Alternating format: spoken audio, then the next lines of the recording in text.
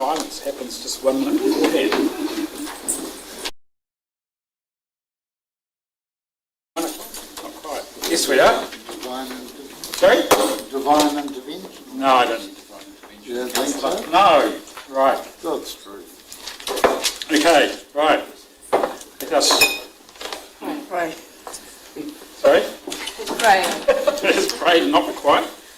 I understand. Let's open this ordinance committee. I think we've got to do the open karakia before we go.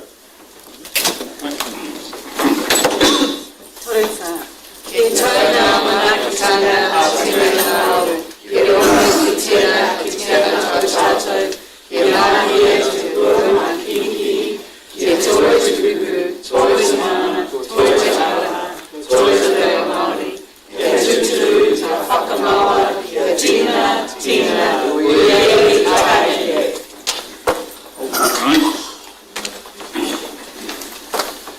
Right. First item, are there any conflicts of interest that need? Welcome everybody, welcome staff, welcome presenters later, thank you. Are there any conflicts of interest that can be declared for items on the agenda? None noted. I've got an apology from Councillor Tom. Can I have a mover please? Councillor Beck, seconded. Councillor Craig. All those in favour please say aye. Aye. Carried. Public forum that I'm aware of, Mr Chief Executive. Items are not on the agenda, there's no late items, thank you. It's one supplementary, which was already on the agenda. Right, reports. For information, first item 5.1, minutes of the previous meeting held 7th of May. Taken as read. Councillor's already received it. Can I have a mover that we receive it? Councillor Beck, seconded. Councillor Stella. Any discussion? Was You don't there, have to stand. oh, sorry, was there on page 10, the materiality of roading about the council's targets and the long-term plan versus NZTA's? Was there, no, I thought we commented that it wouldn't hurt to have both. No, we agreed to. Because, you know, the NZTA one is, we put it in our asset management plan, whereas it could be in our LT. We agreed to come back in the new year and have a bit of a workshop around NZTA's performance percentages, KPIs, versus what we're currently working towards. But it's pretty simple, isn't it? That 2 and 9%, for instance. Well, the idea of the workshop was so that you could all understand the impact of any changes. But it was just, that, to me, the issue is that accountability of just putting it up there so the public read it, you know, everyone can see it, we can discuss it. The minutes wrong. Is the minutes wrong? Or are you That's adding what I'm something else new querying. to the minutes? Did we not raise that issue that's not in here about their accountability? I thought we did, but I've had a few discussions about it late, so I can't quite remember exactly where they all were. I think none of your colleagues are remembering it, so I think we move on. Okay, everyone happy? Apart from Councillor Goodwin. Right. Got a move and a seconder. Everyone. Right. All those in favour, please say aye. Aye. It's carried. Our first item, our second item, 5.2, our service provision for Aratoi. Take the report as read. Corin, you've got nothing further to add? And we've got Sarah. Yeah. Thank you, Sarah. Take your and Corin's report. Kia ora koutou. Nice to see you all. This is our Q4 report, the end of the 2024-2025 financial year. The big ticket item here is the accounting surplus of $1,852 compared with a budgeted deficit of $39,602. That was largely because of the major fundraising auction that was held, which was great to see so much support from near and far for the work we do at Aratoi. You'll note from that surplus versus deficit that it didn't necessarily add to our coffers, but it did mean that we weren't eating into the reserves that we have in place. Otherwise, most things are in line with what we'd budgeted for. You'll notice that the funding from the Friends of Aratoi was less than it was intended to be. That's because a lot of their energy went into organising the fundraising auction. And also it means that in this financial year we can leverage the fact that we didn't ask them for support the last financial year to move into this financial year with support from them. Our corporate sponsorship was down this year. I do have some great news that we're about to announce some three major corporate sponsors. Transit is continuing their support with us and becoming the naming sponsor of what will be the Transit Group Social History Gallery. We're also about to announce that Forsyth Bar is coming on board as the naming rights sponsor for the Forsyth Bar Windows Gallery, and Property Brokers are coming on as a long-term sponsor as well. I will also caveat that with, while it is incredible to have that support and we are very grateful for it, we're still looking at a difficult coming financial year, but we are working hard, as you can see from the corporate sponsorship, to make sure that we do as well as we can. Our education program was slightly above, but I think 1% is forgivable in that space. And in the areas where we've been able to control our spending, we've definitely tightened in our spending as much as possible. The cost of power is increasingly an issue. We're going to have that issue in this coming financial year as well, but I hate to think we would be if we didn't have our solar panels, which were just serviced and cleaned. So we just need to get through winter and then for it to be a sunny summer so that it will get us humming along. For our key result areas for this area to do with acquisitions, we've had some pretty incredible acquisitions through this quarter. Helene Carroll has generously donated one of her works.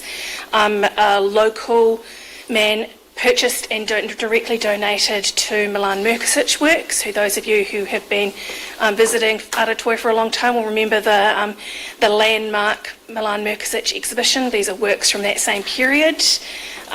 We've had a wonderful Wendy Bornholt gifted to us. A box of Christmas cards by prominent New Zealand printmakers was donated to us, as well as some pretty special taonga. So it was a very busy end of the year for donations to the collection. We've had some great exhibitions. I think the highlight showcase one for the end of this year has been, or this financial year has been, the Robin White and Taika Ogawa exhibition, which is currently on. It's pretty spectacular, a really unflinching look at the history of the bombing of Hiroshima, as well as the Featherston camp, through the eyes of two pretty incredible artists at the top of their game. We've had some really popular exhibitions like Boro and Belinda Kirkland and Sandra Schmid's exhibition, and some really exciting ones planned for the coming year, which is going to be pretty spectacular over the gallery.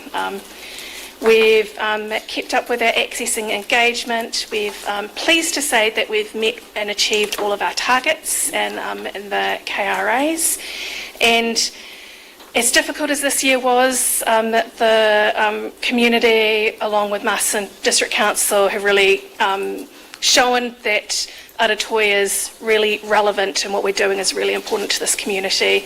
So I want to thank you all for your support this year, and looking forward to another great year at Aratoi.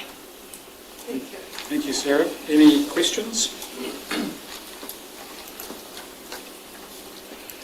Sarah, you said you had 3 new sponsors.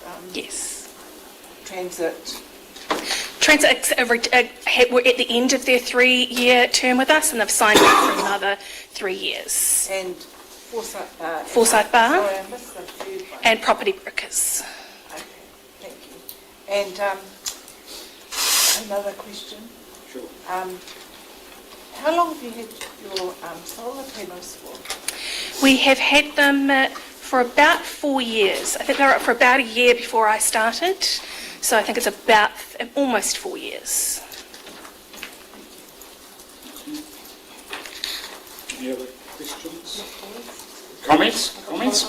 Absolutely, thank you. Sarah, I just wanted to say thank you for your work and the people behind Aratoi over the last year. I think it's fantastic that you've got that external sponsorship. We always like to see organisations looking beyond council for funding, so big tick to you for that. And I'm with you in the sense that I think our community is appreciative and enjoy what you guys offer us, so it's awesome. So thank you. Thank you. Great year. Great, having you come and report back to us. My pleasure. Thanks. Tēnā koe, Sarah. Just to firstly just acknowledge the great work that Aratoi has undertaken.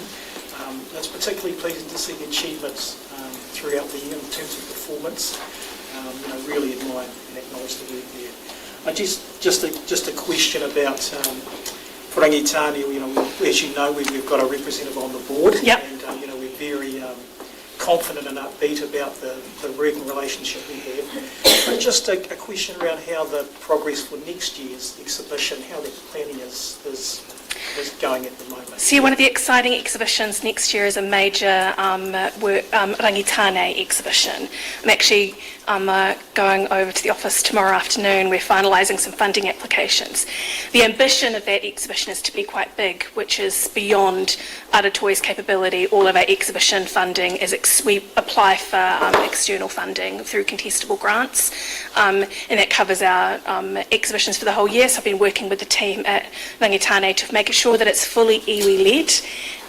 So we're not making any final decisions around what's in the exhibition, what the exhibition says, but we are there in a really strong supportive role of making sure that we're supporting all the funding applications so they can be as good as possible, so that we can Rangitane can access as much funding to make this as ambitious as possible. The great thing about this exhibition is that while it's in our main gallery in the middle of the year, Rangitane are having a presence in Aratoi for the whole year. We'll be working on our foyer wall in our courtyard to have a representative space there for the whole of 2026. So it's going to be a highlight of not only this year, but I think quite a few years. Thank you, Sarah. Just to acknowledge the work that's going on behind the scenes in those joint funding proposals that I know you're working with our team and putting forward. But just to acknowledge their great work. Thank you. And we look forward to the exhibition. It's going to be special. I've already get goosebumps thinking about it. Thank you. I just want to acknowledge Natasha, who does the education program. She is absolutely fantastic, and the feedback I get again and again and again is how good she is, and also the education program in general. We have 180 kids going through that every single year, our year 3s and 4s, and it's just fantastic. It costs the school nothing, it costs the kids nothing, and again, I think it's under your leadership, Sarah, but also under Natasha's tutorage. She's phenomenal. She's a bit of a treasure. We're very lucky to have her in the Wairarapa, and we don't know the future of the LEOTC funding, which funds the majority of that program. We do have it for the next year and through to the end of 2026, but we were, Natasha was sort of pointed out as someone who they came to look at how she runs her program because she does such a good job. So we're hopeful that the ministry paying attention to us is a good sign for the future support, but we don't know. Well, if she's not, I know she's a registered teacher. So I know she'll be poached by a lot of people. Thank you. Any other questions or comments? Therefore, can I have a mover for the recommendation? No, Councillor. Madam Mark. Second. Councillor Stello. Oh, Craig. Oh, sorry, didn't see you there. Right, all those in favour, please say aye. Aye. Carried. Thank you very much, Sarah, for your work and your report. Right, destination Wairarapa. We've got Anna and Robin. I'll just you- welcome everybody. I'm handing over to Anna and then we'll deal with the question.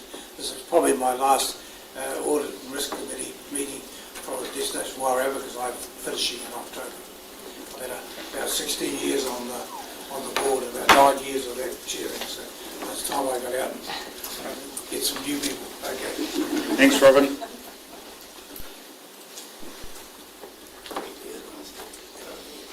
Kia ora. This time a year ago I stood in front of you and we just had the wonderful Business Wairarapa Summit, and Brad Olsen said that we had to survive to 25. Just had another even better business summit recently, thanks to Nicola and the team, and Brad Olsen said we've got to survive to 25 the 31st of December. And I think we all agree, certainly in the tourism world, but I suspect in business in general, it has been a really hard slog this year. Certainly, probably the hardest in a financial perspective that I've been in the 6 years I've been here. We thought that COVID was going to be the downfall, but as it turned out, as you all know, we all did, the Wairarapa did exceptionally well. The positioning, or where the economy's been, has, and particularly Wellington, has really been challenging for us as a region. I'm almost relieved to have come to the end of this financial year because it's an opportunity to take stock and then refocus and re-energise for the year ahead. And there is so much to look forward to. This report here, when we're looking at the numbers, and I remind you that it's mostly trends because we don't have the granular data to tell us exactly what's happening. But you'll note that in terms of accommodation, domestic nights were up, and so was international, and international's been trending that way for a wee while. But to have domestic nights up is a great shift in the middle of winter, because this report's on May data, so not necessarily up to date, but it's a trend. Unfortunately, the spend for domestic tourism was down. That's not unusual. It's been happening throughout the country. But what it tells to us is that people are still coming to Wairarapa, but they're just not spending as much as they were. So as long as, and I talk about events and the opportunity that when people don't have a lot of money, particularly from Wellington, or when they feel nervous about the financial situation or the environment that they're in, they hold on to it. But as long as they're still visiting, as long as they're coming over the hill, whether it's for a day, whether it's for a night, engaging with what we have on offer here, that's the most important thing, because the idea is that when they do feel more comfortable with where things are at, they'll continue to come and they'll spend a little bit more in our economy, which then flows through to jobs, and everybody benefits from that, of course. In terms of international, that's our shining light there. We've just been building on strength upon strength upon strength, and our numbers, our percentage increases, our performance is better than New Zealand average, so it's always a nice place to be. The key things for us is the dark sky, and again I applaud you for getting involved at extending out our wonderful dark sky reserve and including Masterton, and Matt Steele is doing a fabulous job, he really is. I'm super excited with the timelines. We've just been talking about that recently. It's not going to take as long as it did the first time round. You guys are well ahead of the timeline, and it's within reach, which is really, really cool.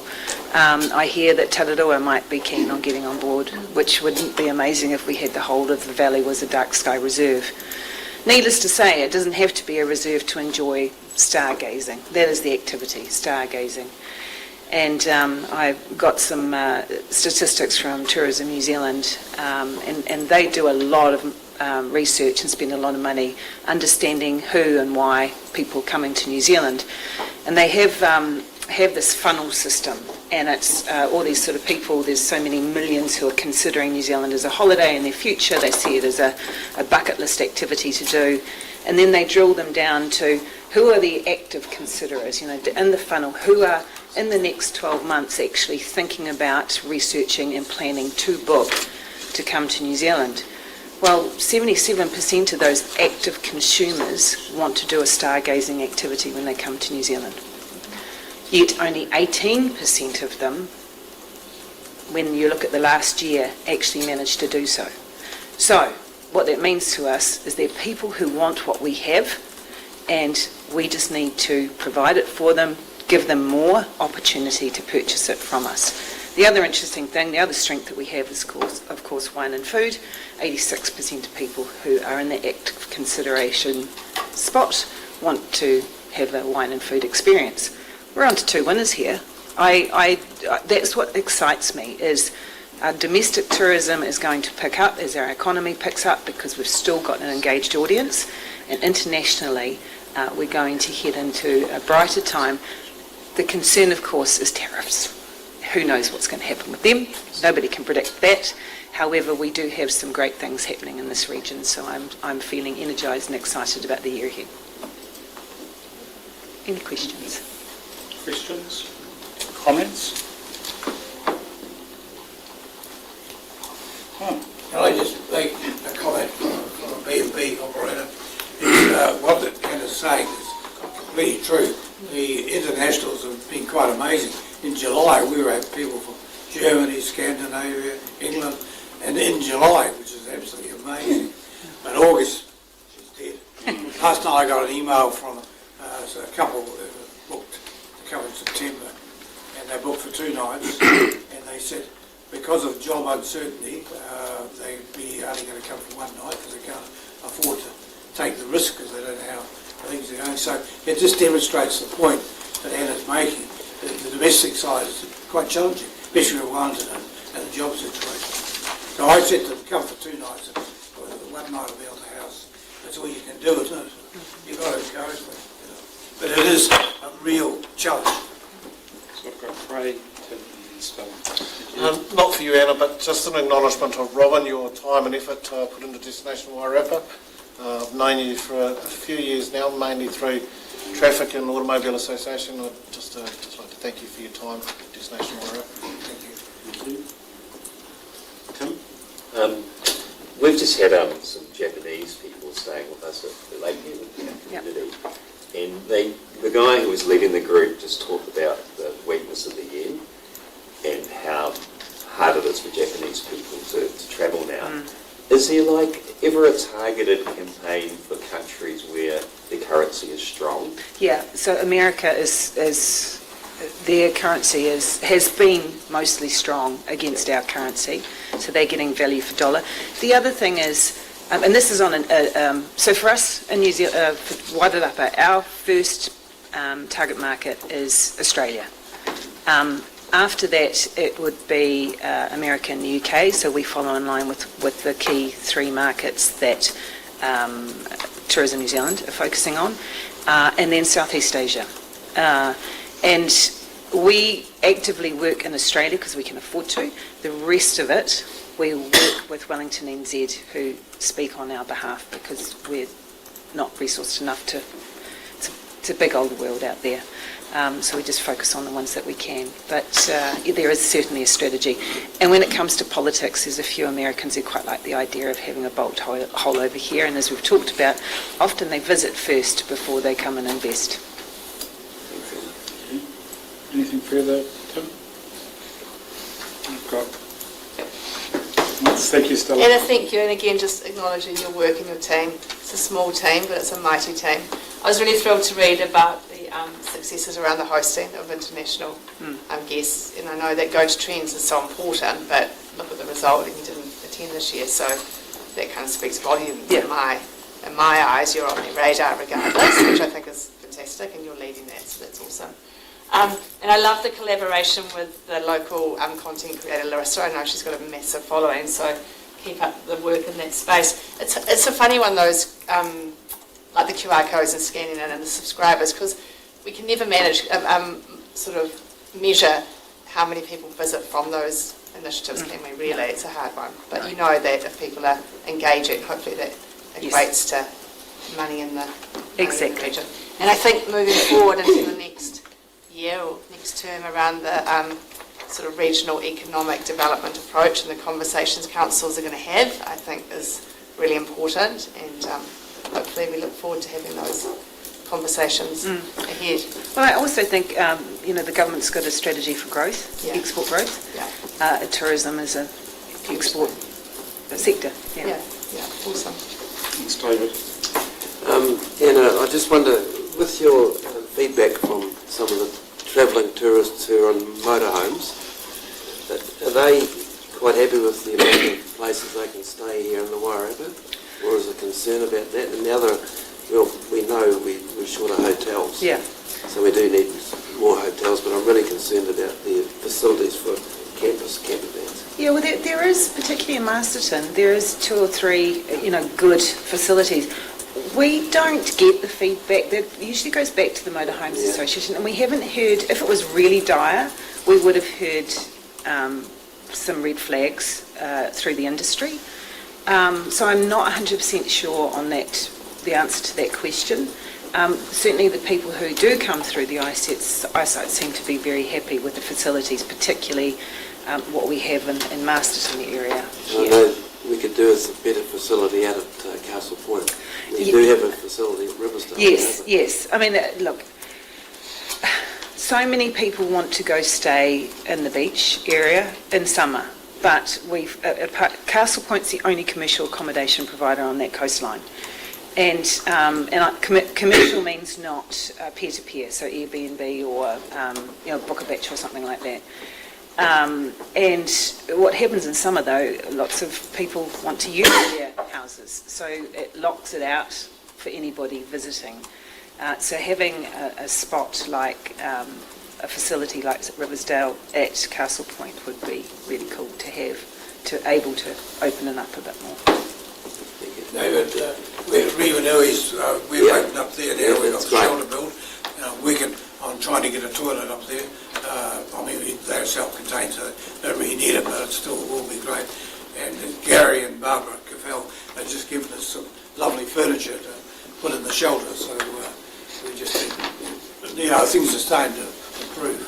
We're getting there. So they're definitely on our back now. Well, Rivanui is a prime example of an opportunity for all sorts of things. Yeah, it is. Well, we're looking at lots of other things. Yeah, the horses. But they definitely can go there. The horses are only held up because of the jolly slip. Right, okay. Right, thanks. Jack?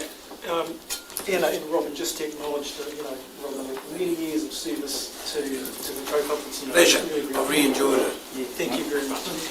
Just to commend the team through what's obviously a very challenging environment, Anna.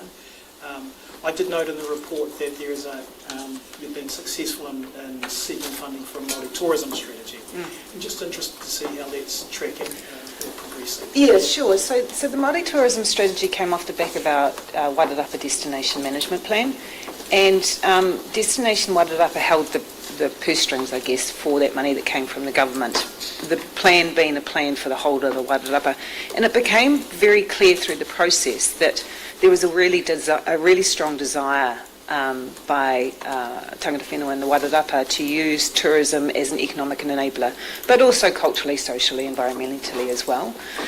We had the pleasure of having Kairi Rufu Karawana, who was leading our destination management plan research, and I asked if she could extend that into developing a strategy for Māori tourism, not for Destination Wairarapa. It's for the iwi, and so we have shared that both with iwi. And I'm really, one of the other things I forgot to mention, I'm really excited that Rangatane is now in tourism. Now that you're involved in the wānanga, you are now in our sector, and I'm really super excited to hear about the Aratoi exhibition, because in my view, we have, and I think I've said it before, Wairarapa has wine and food, and it has lovely beaches, and it has big open spaces, and a lot of other regions do as well. But our early settler story as in Wellington coming up through to Greytown First Inland Town and First Māori Parliament at Papawai, to Kupe arriving off the shore of Castle Point, our early explorers. That is the Wairarapa story that no one else can say. That is what's unique to this region. That's what gives character to this region. And I'm really excited to be able to have the potential to tell more of that story, because we've made sure it's Māori-led. We're not going to do anything on our website unless it's a position where both iwi are comfortable with that. And super excited to hear what the details are with the exhibition. It'll be cool. Thank you. Any further questions or comments? No, nothing further. So can I have therefore a mover for the recommendation? Councillor Davis, secondly Councillor Stella. Any further discussion? All those in favour, please say aye. Aye. Thank you very much, Anna. Right, next item is the business Wairarapa. Thank you, Nicola. I'm just going to hijack the start really quickly. So councillors might not be aware, but this will be Nicola's last audit in RICS. Unfortunately, she's handing in her notice at Business Wairarapa. Just wanted to acknowledge all the work she's done. So she's been at Business Wairarapa the entire time I've been at council, so that's about 4 years now. And I think the demonstration of kind of the growth she's achieved was shown by the summit last month that many of you attended. So I went to the first summit when I first started here in 2021. The event centre was half full. The speakers were the guy who runs Norseware or something. Interesting, but this time around we had people like Nigel Ladders, we had the finance minister there, and the room was full. So it's just showing what Nicola's achieved in the growth. She'll be missed, but just wanted to acknowledge all the work she'd done before she told you about the work she'd done.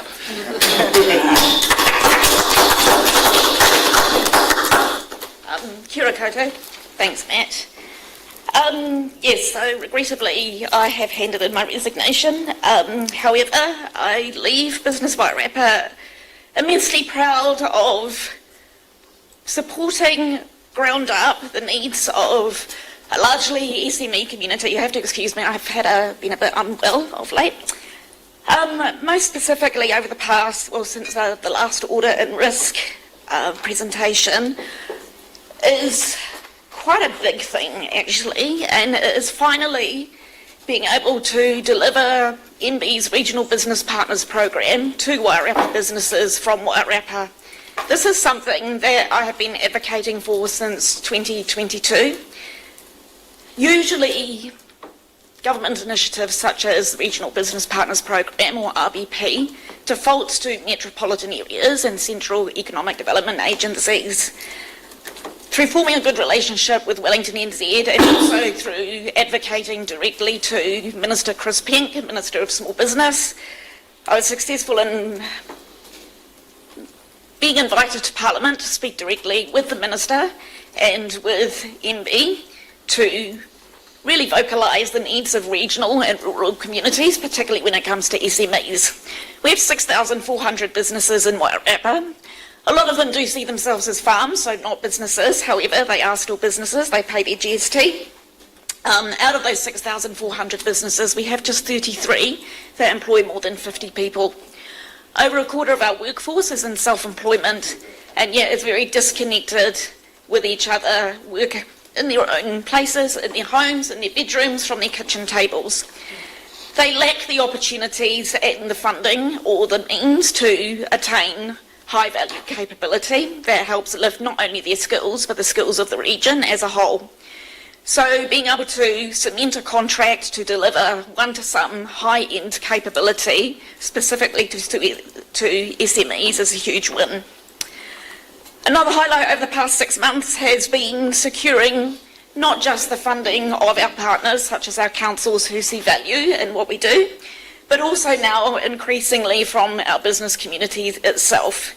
Securing Spark Business Hub Wairarapa in a 3-year multi-funding agreement has been huge, and certainly aids in providing some resilience to Business Wairarapa. Whilst we're a member organisation, we're not a member organisation per se. We simply charge a $25 fee to each of the members of our district-wide business associations.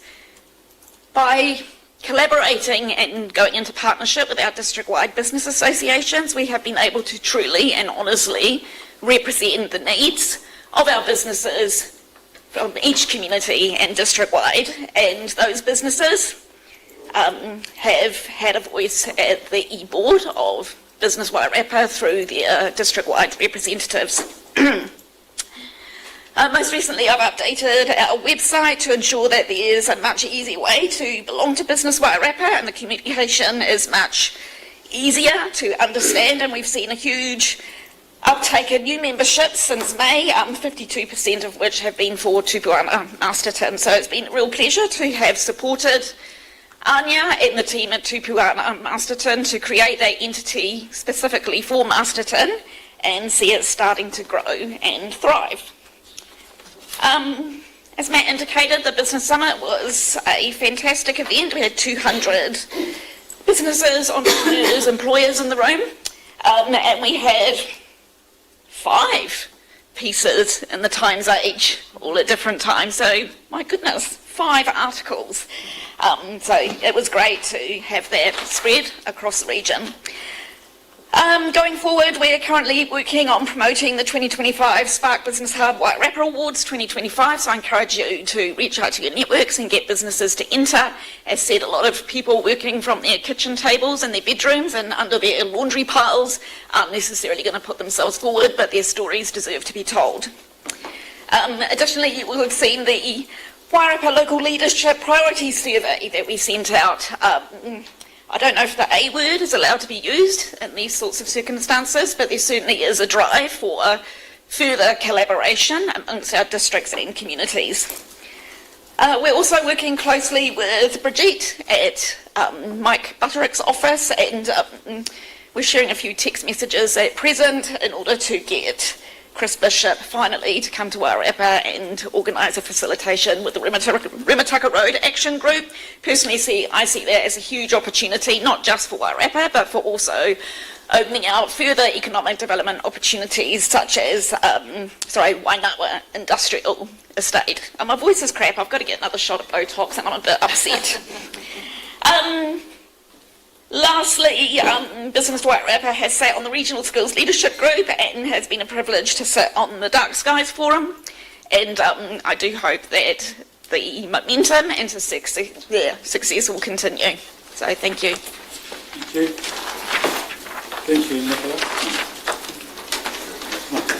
Nicola, yeah, I just wanted to say the Business Summit was fantastic. Thank you. Normally my eyes glaze over by lunchtime when I go to those sorts of events, Yeah. but it was brilliant. I was engaged the whole time, Yeah.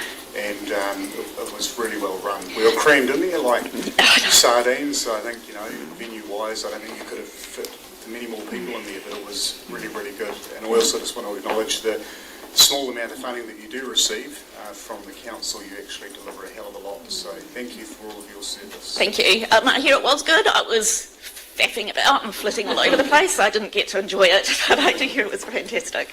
Thank you. Thank you. Questions? Any questions? Comments? Thank you. Thank you, Nicola, for your contribution. Could you just remind me what an SME is? Oh, small and medium enterprise. Yeah, just a business. The average number of employees in our business community, if you took it as a straight average, is 3.4. Yeah, so, yeah. You were asked in our previous meeting if you could report on Tupuana. Yeah, unfortunately Eve couldn't be here today, so she is the chair of Tupuana Business Masterton. But as said, the data that I have, I see new memberships coming through all the time through our website. I got 2 just in the last 24 hours and signing up via Tupuana Business Masterton, so it's definitely going to be one to watch. On page 28, it said you've got 118 membership.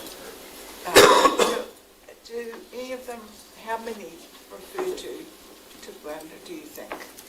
Sorry, just...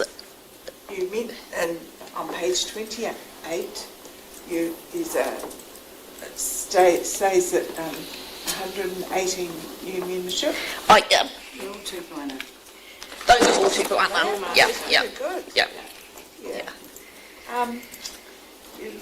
heard about the great success with the business thing. So I was reading about the workshops and they looked exciting. Yes. At the beginning of the year, after a survey that went out to our business community about the sort of capability and training that they need, I have created a capability program of 90-minute to 2-hour short, sharp workshops that were priced accordingly to the businesses as around $35.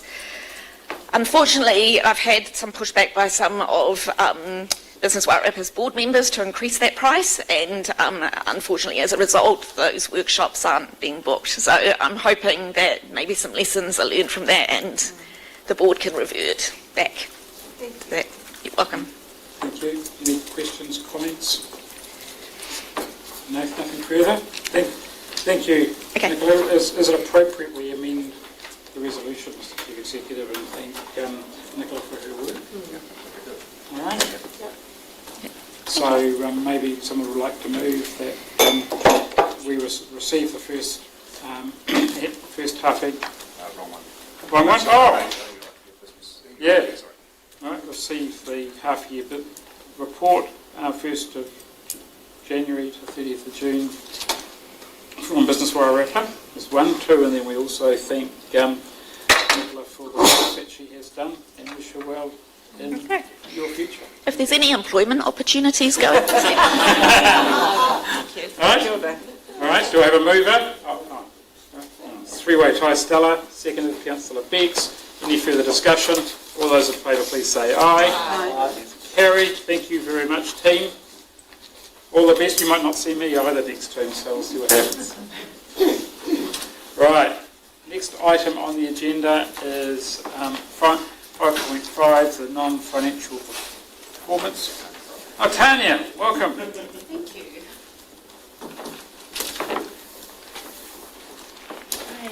Kia ora everyone. Unfortunately, Josie's not able to be here, so I'm going to present on her behalf today. So what we're presenting is the Q4 non-financials for the last financial year. That's also year-end. These results will feed up into the annual report that will come back to you in October.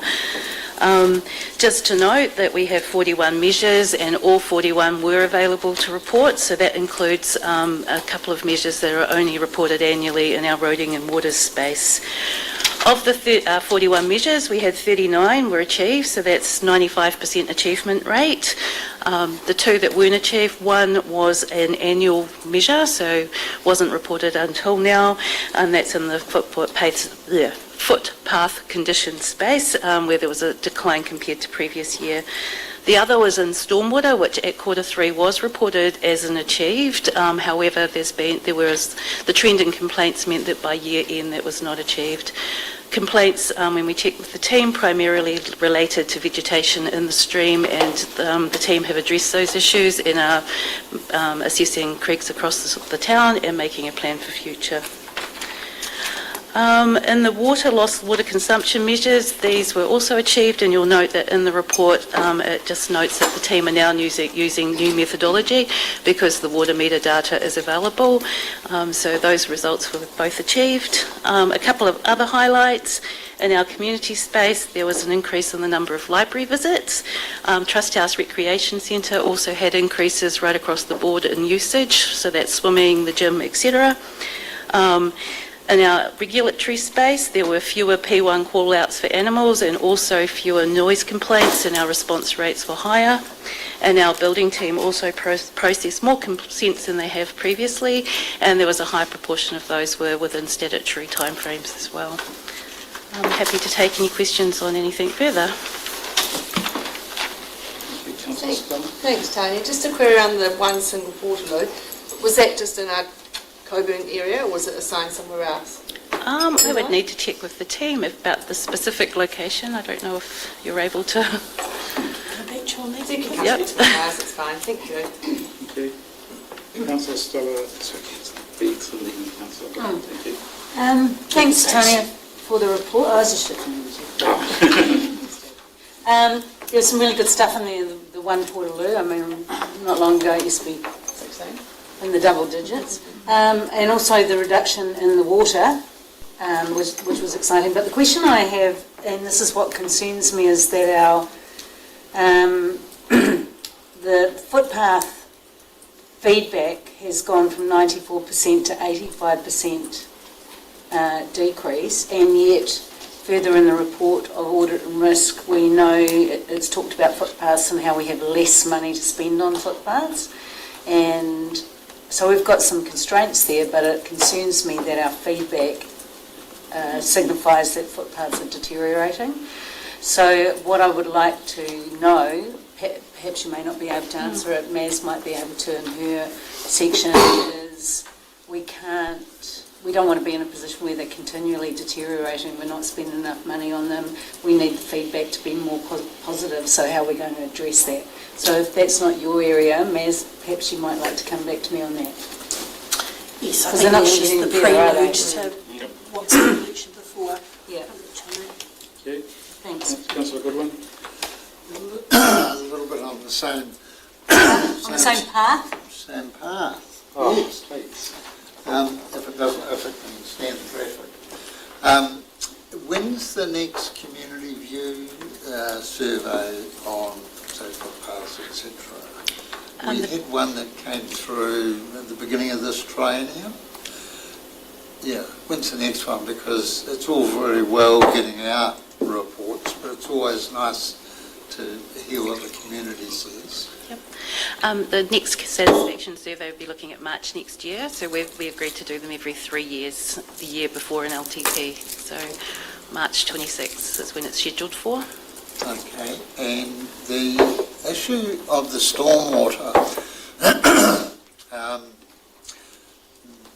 that we're going to determine ongoing maintenance needs, I can remember at least a decade ago going through this exact same issue, and I thought we had sorted out that, they need to be cleared of vegetation at a certain time of year. It just seems, unless I'm having fantasies or something. I would need to check back with the team. We've been through that. Unless Maz is able to. Can't comment on what happened too far back in history, but I can see that it has been reactive up until sort of last year. So what Steve has now done is got a program of work in place, a recurring program, including encouraging the regional council to do the same. And we're running that through on an annual basis, so I'm not sure how it was dealt with before. Okay. I'm just curious. But now it's not. If someone could resurrect that, it'll be sitting in your records somewhere. It might help. Thank you. It's been done before. We have a plan program in place now. Any other questions? I've got one comment. When I first read this report, I thought there was a typo. Right. The fact that you'd only missed 2 measures. I haven't seen that in any other council around the countryside, so that's my only comment, Mr Chief Executive. Well done. Right? Well done. Oh. I've got one question, and it relates to some stock that got out on the road the other day, and the council officers weren't able to go and do the Nate tag reading through a bylaw. Right. And that created a huge problem. But these guys are doing a good job. I'm just wondering if the bylaw, if we could look at it to make sure that the council officers can read these Nate tags. Because as it turned out, this guy that took these 7 stairs off the road fed them 3 days himself. So if someone could look at that, that would be very much appreciated by everybody. All right, thank you. All right. Councillor Dunn. So comments as well? Yep, absolutely. Just in line with the infrastructure report in the last council meeting and all these areas being addressed with water, it's just so good to see that we're so on top of our water as a council. I think it's really, really pleasing to see that. I mean, all measures met, and the last infrastructure report is as well extremely positive. So well done to our council for managing that. So flying in the right direction. Right. No further comments. We've got a recommendation there. Do I have a mover? Councillor, yep, that's seconded. Madam Up, thank you. Any further discussion? All those in favour, please say aye. It's carried. Next item, 5.6, page 49, our key policies monitored by this committee. Thank you, Angela. Chair, I'd just like to introduce Angela to Oh, you. thank you. She has been introduced to the rest of the council, but not to you as No, the chair. So thank you. She's joined Well, us. I think it's 1 month in now. Yes.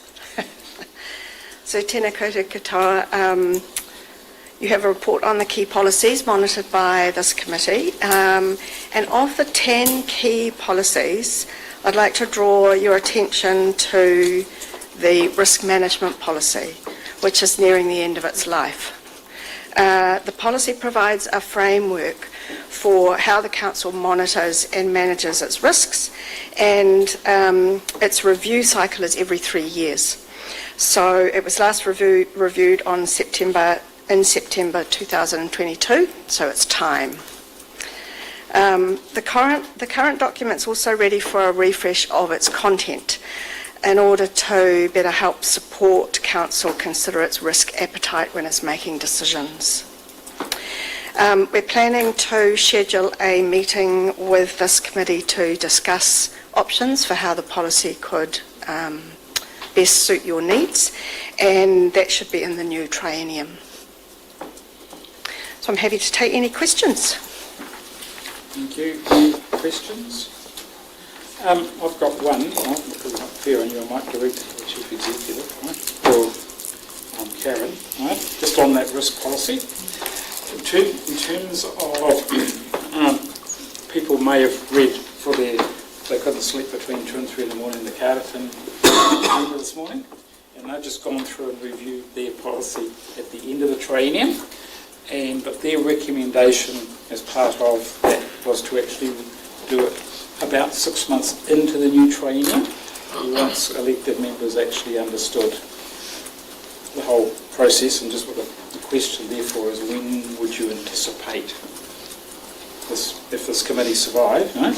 Who knows, right? It's up to the new council. What would you anticipate that risk? When would you anticipate that policy to be developed through the committee process? So what we have been talking about is potentially having a discussion with this committee first in the new triennium. So that would be November, would it? Have I got that right? Yeah, about November. And then maybe going away and doing the work and bringing it back, a few months later. So that aligns with your thoughts almost aligns with your thoughts about 6 months. Yeah. And then the 3 years would be then from there on after. That's right, yeah. Kia ora, thank you for your report.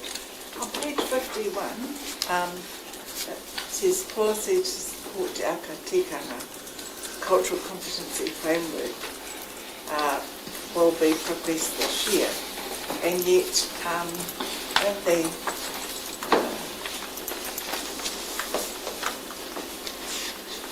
implications for Māori, the summary at the end, there are no implications. Why is that? The work is really at the initial scoping stages yet, so we don't have much to bring to the committee at this stage or bring to the council, but we can come back on that.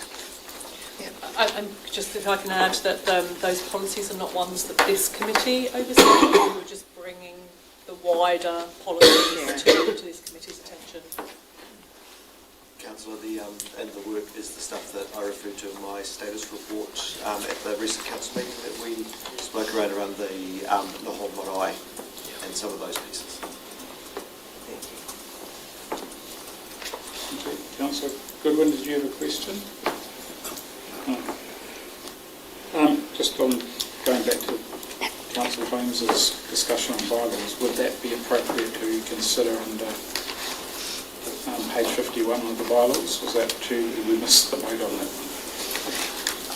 I was distracted for a moment as to what bylaw we were referring to. I can tell you. So it's not actually a bylaw issue, Councillor. It's a level of service issue because the cattle were on private land at that point. It was an NPI issue, so it wasn't to do with the bylaw as to why the team weren't taking action at that point. They were giving guidance that at that point MPI were the correct agency to react, to identify the cattle, to then resolve the matter. If I could just go, the problem was that you guys did a great job and went out there and had a look, but you couldn't do anything like this chap had put them in for safety reasons on a big road. That you then had to track MPI down, and we didn't get them for a day, and it was just an absolute disaster. So if we could speed it up where you guys can get access to do it, we'll speed it up a lot. So it's not a bylaw matter, it's controlled by other legislation like the Impounding Act. Change the legislation. It's probably unlikely too that we'll have access to the NATE database to be able to then go and source out who owns the cattle. So They wouldn't, we couldn't even, once tags were read, we weren't allowed, they wouldn't even tell us who owned the cattle. Yeah, that's right. So, and we won't be in any better position to do that either, I don't believe. It just worries me that someone does a good job to get them off the road for safety, but that's where it finishes. Yeah, excellent. Speak to your MP. Yep. All right. Any other questions or comments? All right, we've got a recommendation there. Do we have... we've got a big long list of recommendations there in the report. The notes in the recommendation. Do I have a mover for 1 to 2? Thank you, Councillor David. Do I have a seconder? Councillor Craig. Any further discussion? All those in favour, please say aye. Aye. It's carried. Next item, 5.7, building and planning update, page 53. And Shane and Christine are going to come and take you through some highlights and answer your questions. Oh, thank you.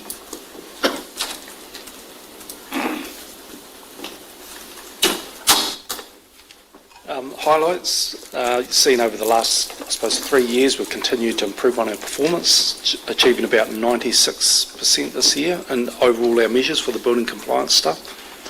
One of the areas that we've focused on mainly this year has been the pools, really getting them under control. Probably this time last year, you'll be aware we're under a bit of a storm on social media about doing our pool inspections, so we've been on a whole plan to communicate with people really early, send them letters, and we've seen the heat on social media just totally go away from that now. So we're still actively looking how we can still improve that yet further to communicate with people, particularly around their faults as well. And also around that of interest, MB they're tracking a lot of the councils around their pool performance around pools, and we've been sending that data regularly, and they've now dropped us off their radar as facts, so they've got confidence that we're doing what we need to do. With that, we're kind of focusing more into non-compliance, so being more proactive about chasing non-compliance up with people, because sometimes that can drag a little, because it does take people some time to get those issues rectified.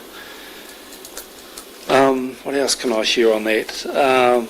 You probably would have seen in the media, we continue to see lots of proposed changes around the Building Act, the Building Code, sheds on boundaries. That's going to create a lot of complaints probably going forward in the next year or two. The size of sheds as well, within a metre of the boundary, a 4 metre height on that, that's going to create lots of fun. And granny flats, which they're hoping to announce at the end of this year.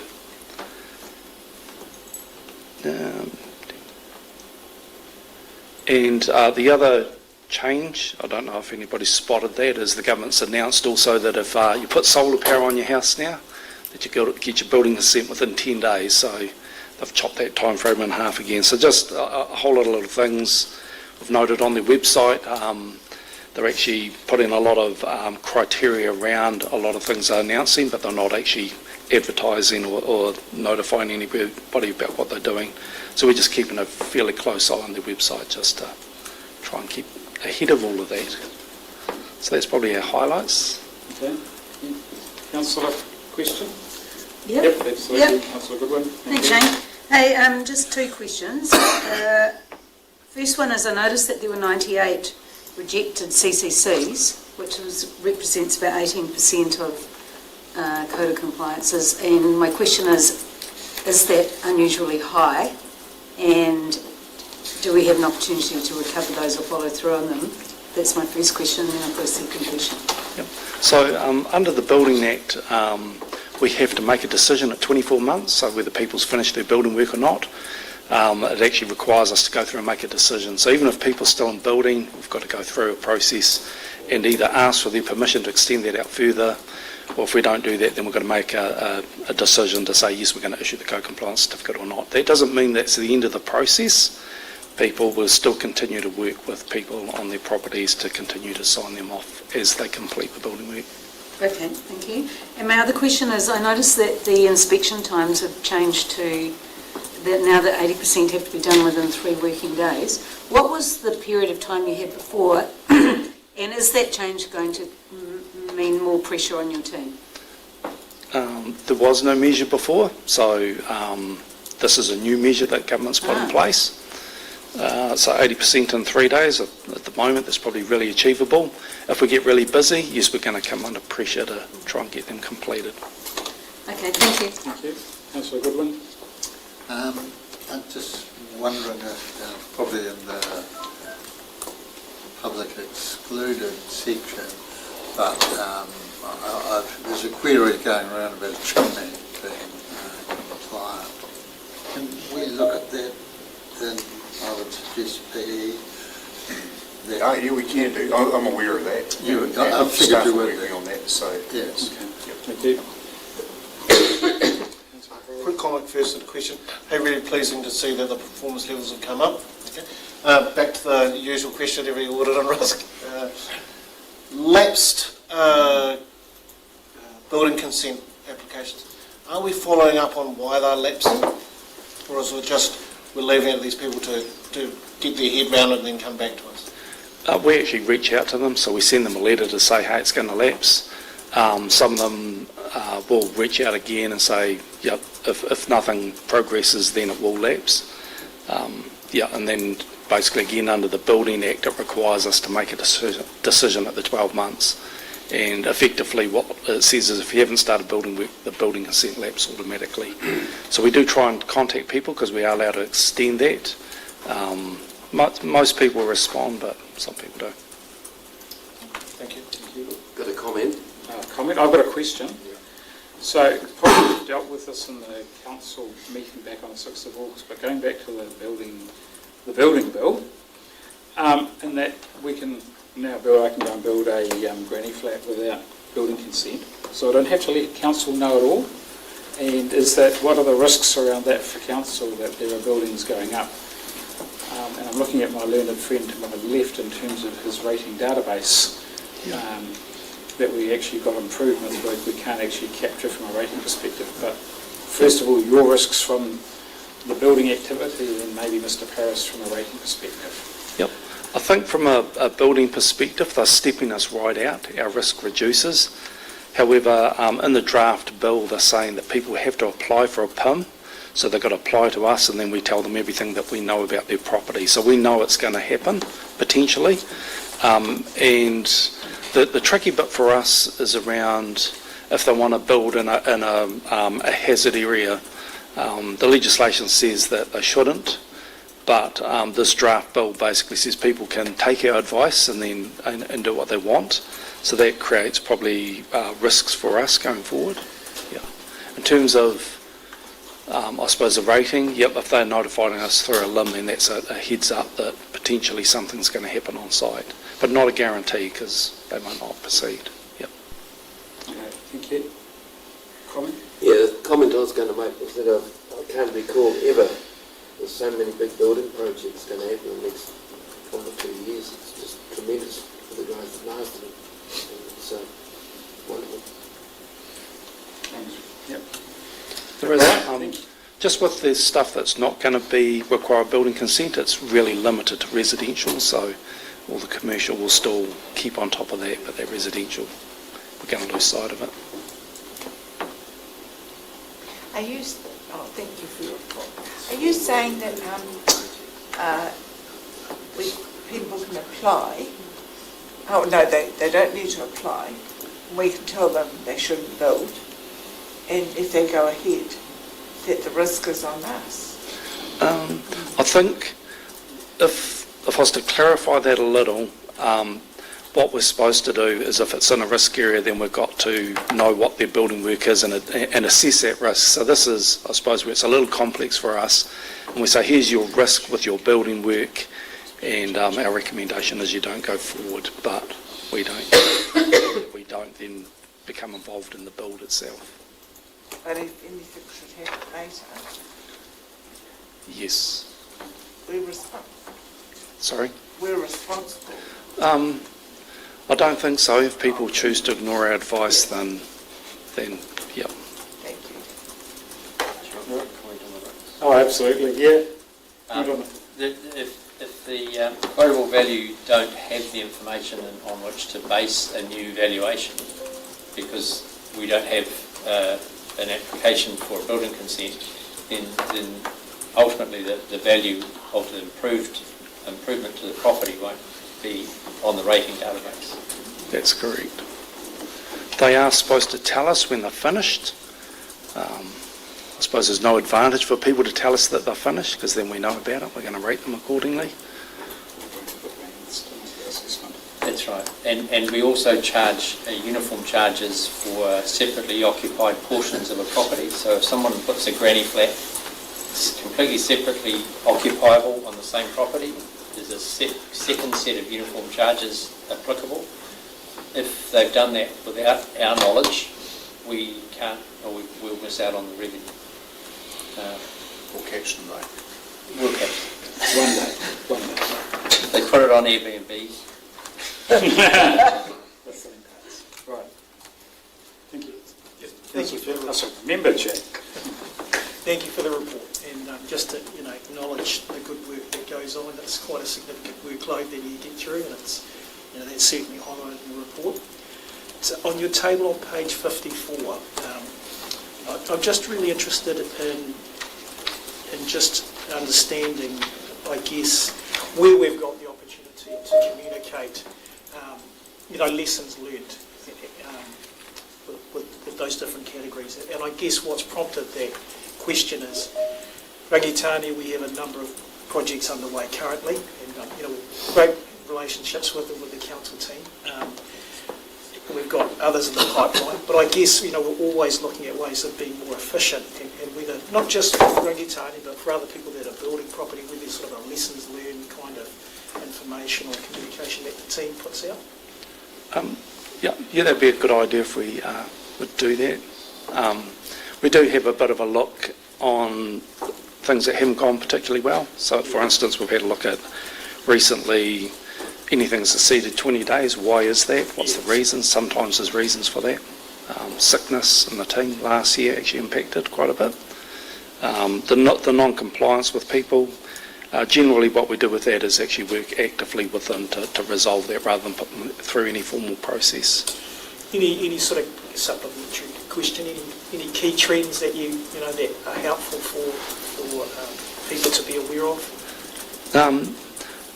Not that we've seen. The only one that is it's been around for many years is people get their final inspection, and sometimes they don't get the co-compliance certificate, so that can drag on, and that did affect some of our data and our co-compliance certificate stats that we put through. The key thing is early engagement with the council. If you're looking to build, we've got our door open and more than happy to meet with developers or homeowners to sort of walk them through that process. It's when you don't engage, and we find that there are a few hurdles along the way because of the awareness. Yeah. So our team was ready to meet. Yeah.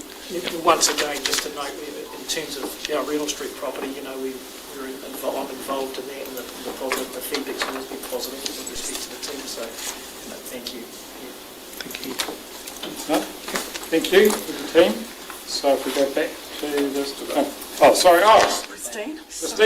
Christine, standing there patiently. No, that's okay. Just from the planning side of things, some highlights.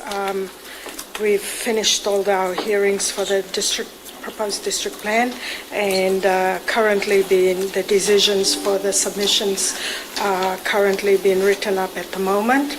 The other highlight is the legislative changes that are occurring at the moment for the RMA reforms. We have our finger on those documents that are coming out, we've already put in a submission for the first set of documents, and then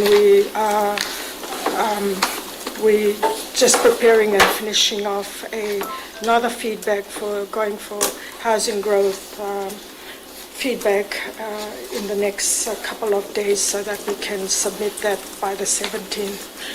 Any questions or anything? Any questions? Any comments for Christine? And the only question, I'll just be, you'd be pleased to have the hearings all done and dusted for your combined district plan ahead of the Minister's announcement putting a stop to all district plans across the rest of the country. Correct. We were quite relieved that we finished that in June before the local government conference announced in July. Yes, dodged a bullet there. Well, actually, it was more than, I was going to say, they're asking us to cut costs, but incurring more costs or wasted funds. Right, thank you. All right, so we've got a recommendation there. Do I have a mover? I'll move. Do I have a seconder? Thank you, Councillor Betts. Any further discussion? All those in favour, please say aye. Aye. Next item, 5.8, Health Safety Quarterly Report. Thank you, Kane. Take your report as read. Any key highlights, further information? Let me run through some highlights for you. Kia ora, everyone. Right, so going into our top three, as always we have our contractor management as our number one point this time round. Contract audits, obviously, as I have told you many times before, we have gone to a digital platform and it's working really well. We did have a little drop off in June, but that bounced back in July. You'll see that in the reports graph there. So out of the 46 reports, we had one, and one only, that required remedial issues to be fixed. They were pretty basic, they were pretty small. We had an expired registration on a piece of plant, and a JSA, which is a requirement of any work site, had been removed from the site, so it was in someone's van. It was returned promptly, so they were remediated quickly. So that's great to see that sort of compliance across our work sites as well. Business improvements, we're always looking to make continuous improvement across our organisation in the health and safety space. Working at the moment on our lone worker practices and how we keep track of our staff, which is not just important for our BAU but also in our emergency response. So working across the teams in that space, it's really good collaboration across the organisation, and keen to have something up and running for the end of the year. And thirdly, we have the wellbeing survey was completed. We had a participation rate of 63%, which is a little bit low, but we can only improve, so that was good. But in saying that, the scoring was significantly increased across the organisation, with the average score of 76% in those questions. So it shows that our staff are getting the information on how to look after themselves, tips on their well-being, as well as their well-being at work and at home is on the rise, and we support that. Some of the feedback we got in the open text boxes gave us some feedback on things we could implement. Some of those were implemented really quickly, and we've now done a 4-session financial health series across lunchtimes, and that had really good staff engagement across those sessions as well. So yeah, we take notice, and it lets the organisation know that we are listening to their needs. Going down further into the events graph, you'll see it's pretty much BAU across the organisation. A few incidents yet again around negative behaviours out in the organisation, and negative attitudes as well. We are finding we have increased reporting from some of our teams, such as the utilities teams working with their contractors in the water metering space. Obviously, that's something that's quite top of mind for people when they see contractors walking onto their site to check meters and making sure that they're working. So that's the opposite side, that's the other side to all this remedial work that we're seeing and reduction in water loss. We're getting a little bit of heat from the community around that. And that is and I'd also like to just highlight we did have an unfortunate incident during a community event where a person went into cardiac arrest and they were not able to be revived. The staff did a fantastic job dealing with that situation. It was a very unfortunate situation to be in a public event, but I believe everyone involved did a sterling job, and we looked after them at the back end of that as well and walked through the process and got them the support that they needed in that trying time. So I will take any questions or comments. Any questions? Thank you. Just around the incidents, and the sort of harassment staff are getting. So Shane mentioned earlier in his report that they've done a lot of work around the social media side of the pool inspections and stuff, so it's education and awareness. So I wonder for these other things, do we need to maybe consider doing more around educating and informing people about, we're going to check your water meter, I don't know, just to, it seemed to work for the building crew. Absolutely. I wonder absolutely. if it would work for you guys too.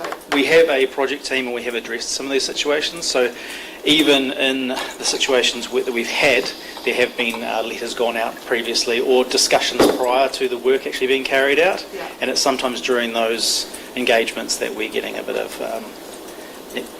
unpositive feedback. I'll give you some positive feedback though. I did talk to a resident on the east side who had the letter and had the pipe fixed, and she was thrilled with the whole process and the fact that the remedial work on her property was only around $300. So the whole process for her was actually a big tick, so that was good. Fantastic. Thank you. Councillor Craig. Tom was performing. Oh, was he? Or was he just flicking his Speaking, Craig. Oh, I didn't see his.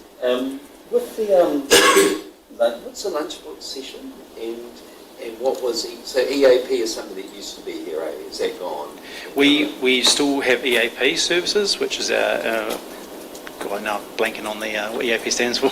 Employment Assistance Program. That's the one. Thank you very much.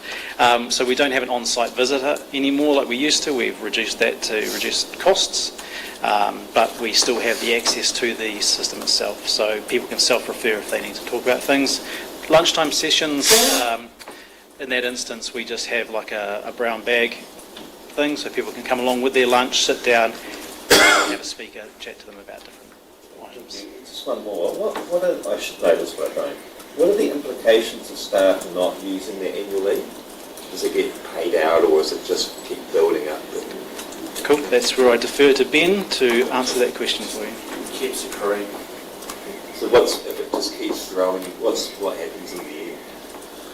Well, this is where we have our annual leave, excessive annual leave prices, so we report to GMs on people who have high annual leave balances, and then our expectation is that we have leave plans with employees who can't take leave. So yeah, we can't, we have the ability to force people to take leave, but we haven't had to do that yet. And I think I've shared it before, but just thanking Corinne for that incident that was referred to before, the public event. You contacted me that night, and I really appreciated it. So that was going above and beyond. Thank you. Councillor Craig. Mine relates to this leave issue as well. I see it's concentrated within two small operational units, and 50 days does not accrue overnight. Is this actually a sign of some probably chronic understaffing?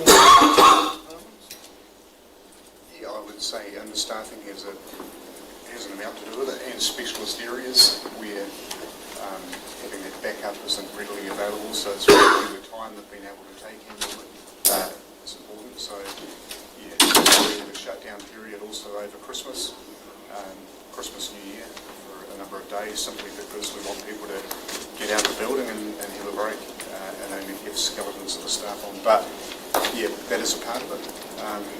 But again, we want to actively manage that leave down because it reduces our payroll costs. It's already accrued anyway, so that's a way that we try and manage our labour costs too. But again, I mean, getting people on leave is about their well-being, so they can come back energised and charged and all that.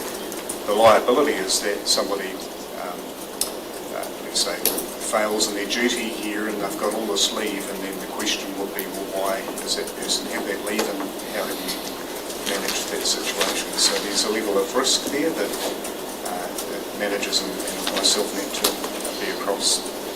But overall, it's not particularly bad. Can I just put my internal control hat on, right? Right, if I had a payroll officer who never took any leave, or an accounts payable person, someone I'd be concerned. Yeah, I'd be very. I would. I'd be more than 2 days. You have a good half. Yes, exactly. Councillor. Just a follow-up question on that. Do we have the option for people, for staff to take a cash payment? Yep, so after you've been here, each 12-month calendar period, there's a week ability on the basis that you take another equivalent time, maybe 2 weeks of leave at the same time, so you can be paid that out. We have the discretion of increasing that to 2 weeks. So 2 weeks on the basis you take 2 weeks out, but the law will prohibit us from allowing that to occur more than twice in a calendar period, so you have to wait for that to roll over again. So that can be done, but again, that's not particularly addressing problems. Yeah, no, absolutely not. Leave, It's helping our liability from a dollar perspective, but not helping in our liability of health and well-being. That's right. Yep. One of the operational areas we have addressed it through the resourcing side of things as well. So there is a workforce planning strategy for both those areas as well. So no, we haven't been able to reduce. It's going to take time. I think for the report, I'd also like to commend you on how that situation and the arbitration was handled. From the feedback from the community that I've received was very tastefully done. Also, I'm sorry to hear about the abuse and abusive behaviour that the staff seem to deal with. Do you have staff training or anything like that on how to de-escalate? We certainly do. We undertake regular de-escalation training, and we also highlight the support mechanisms in place around that.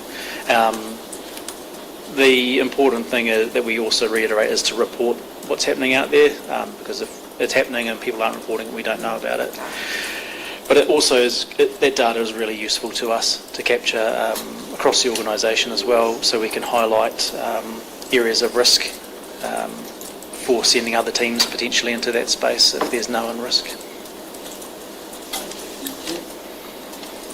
Kia ora, thank you for the report.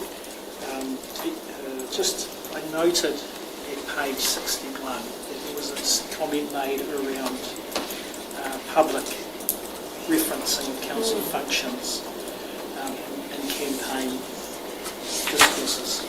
That was being actively managed, or initiatives were being taken to manage it. So just wanting to understand what that is.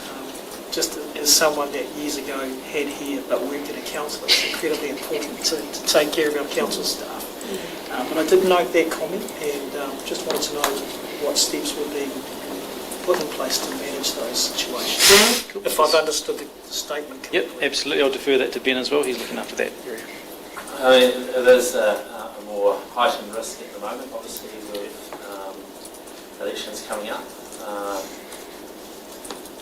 In regards to the mitigations for that, it is difficult. So it's about informing our leaders to be aware of the increased risks. So we keep a closer eye on people's well-being during this period.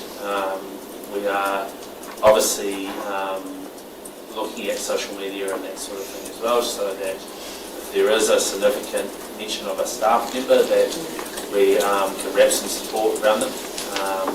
Obviously, we rely on the elected members to also support in this during this time to ensure that our staff don't feel safe because we have an obligation under the Health and Safety Act to create a safe workplace, and that includes not only staff but also members as well.